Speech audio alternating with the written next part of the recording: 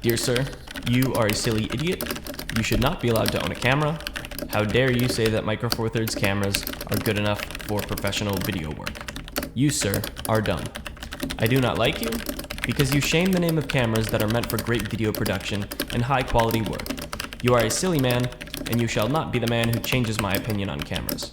I know more than you, and Micro Four Thirds cameras do not make good images, they suck in low light, and they are completely garbage. Please stop making videos, you suck. This was me not even 6 months ago.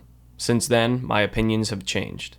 Let's not waste any time getting into this. I'm a full frame and aps-c shooter, and I'm thinking heavily about going Micro Four Thirds. I owned a Micro Four Thirds camera, the Blackmagic Pocket Cinema camera, for about a year, and I really never understood sensor size back then. I didn't understand sensor size, I didn't understand color science or color depth or anything like that. Back then when I owned it, I just knew that it produced a pretty image. So now that I've grown and learned and used a bunch of cameras and tried a bunch of different stuff and had the privilege of shooting a bunch of different projects, I'm thinking about going to a Micro Four Thirds sensor for video, and here's a few reasons why I think it might be beneficial to use a Micro Four Thirds sensor over a full frame sensor.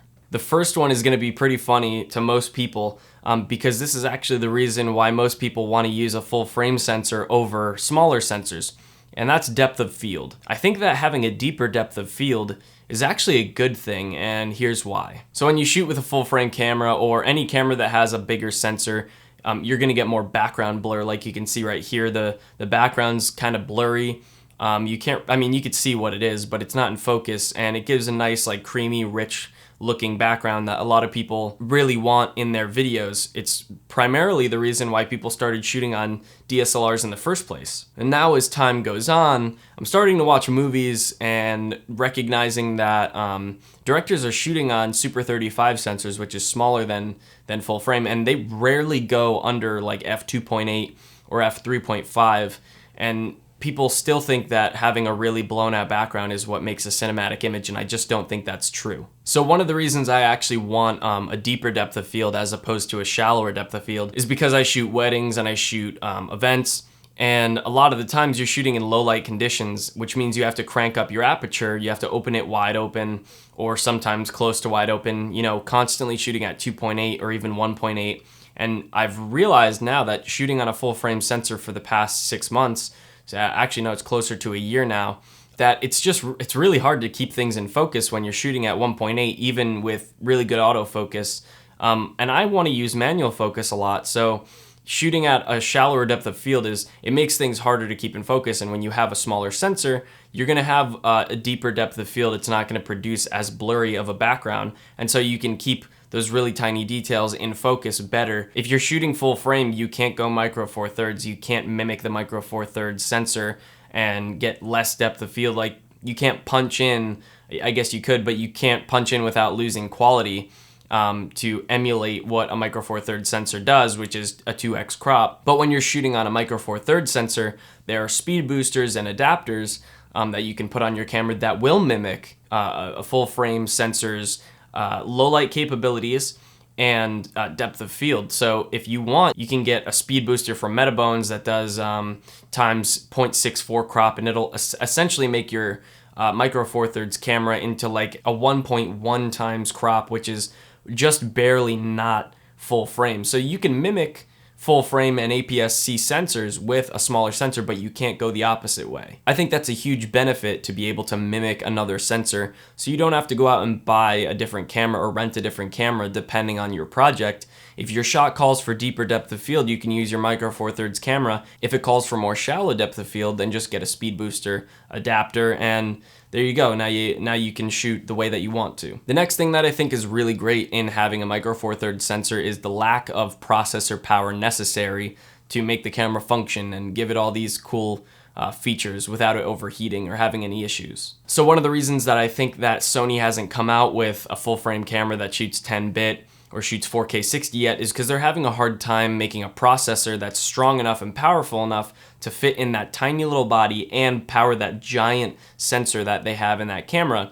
And the Panasonic GH5 was a revolutionary camera in that it came out over a year ago, and it did all that stuff with, a tiny little body that's not much bigger than my A7R III. So they can pack in 6K anamorphic mode, 10-bit 422 recording internally, 4K 60 FPS.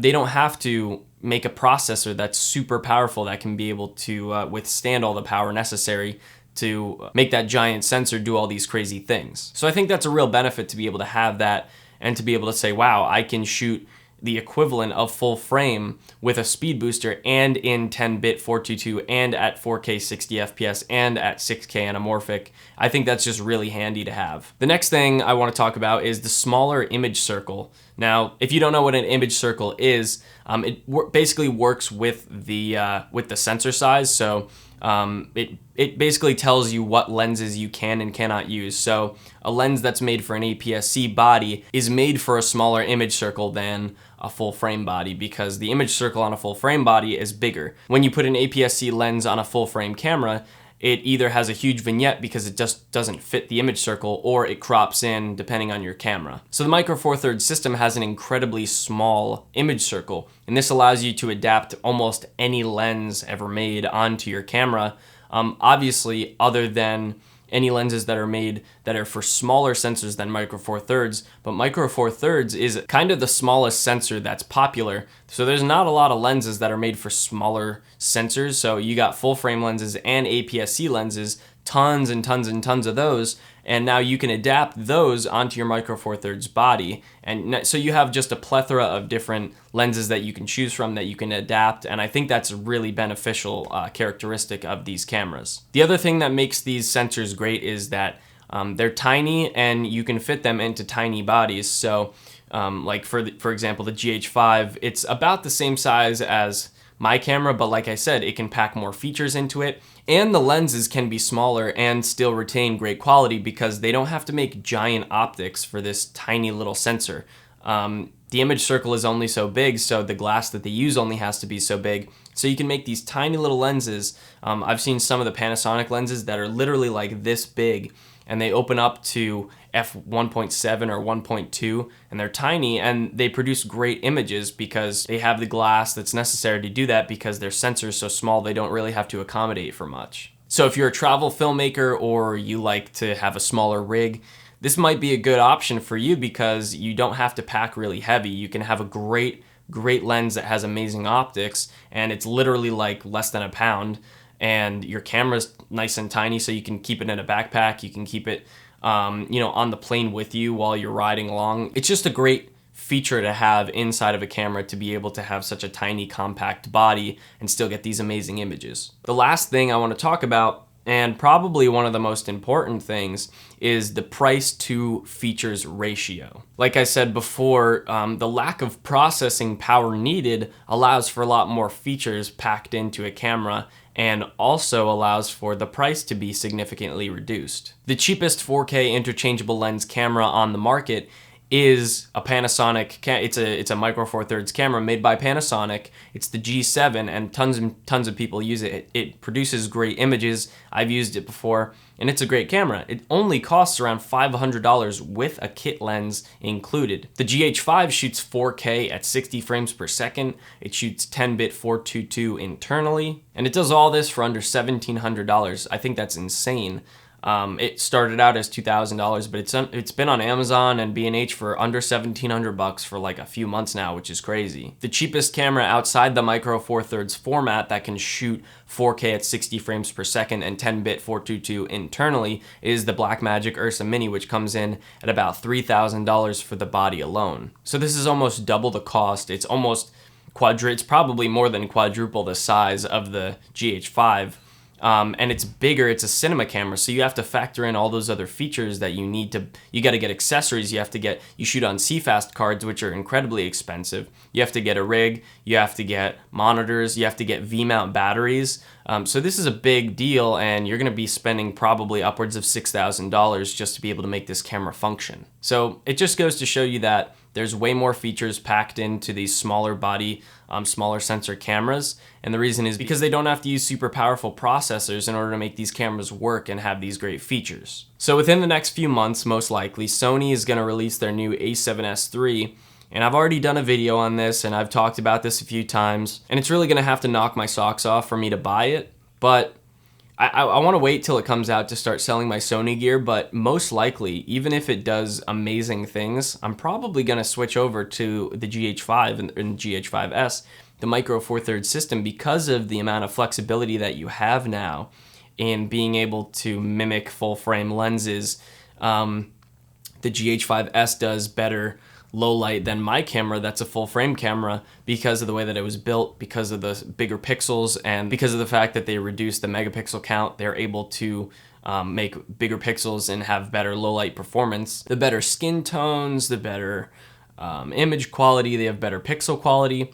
I just think these cameras are the real deal, and to be honest, you could use these to shoot a feature film because of the fact that you can adapt glass and make it mimic that of a Super 35 or a full frame camera. So we'll see what happens in the future. I'll keep you guys updated, but I'm really on a Panasonic and Micro Four Thirds kick right now. I think it's probably where I'm leaning towards, and it's probably what I'm going to end up doing in the long run. I think it's the best option for me. Obviously, choose whatever's the best option for you. I think if you're a photographer, don't ever look at a Micro Four Thirds camera because of what full frame cameras are capable of. But for me, I think it's a good option, and it seems like these cameras are going to be almost future-proof, so we'll see what happens. And yeah, that's it. I just wanted to talk to you guys about that. So if you liked this video, leave a thumbs up. If you didn't, leave a comment down below and tell me why. I'd love to hear your feedback. Subscribe if you're not subscribed already, if you want to see more content like this, but that's going to do it for this one. So I'll see you guys in the next video. Peace.